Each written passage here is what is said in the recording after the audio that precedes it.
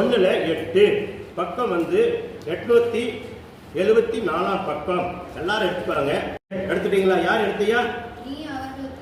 நீ அவர்களுக்கு பயப்படாதே, உன்னை காக்கும்படிக்கு நான் உன்னுடனே கூட இருக்கிறேன் என்று இது கர்த்தரே சொல்லுகிறார். பாருங்க, நீங்க எந்த காரியத்துக்கு மாதிரிங்களுக்கோ சூனியங்களுக்கோ செய்வனைகளுக்கோ ஏவலுக்கோ பிள்ளி சூனியங்களுக்கோ மைக்கட்டுக்கோ ஓமோண்டாவிகளுக்கோ குருசொல்றாவிலுக்கு நீங்க பயக்காது. அவங்களுக்கண்டு பயக்காதீங்கன்னா என்ன அர்த்தம்னா, மனசனோட போய் நீங்க போராடுறதெல்லாம் இல்லை.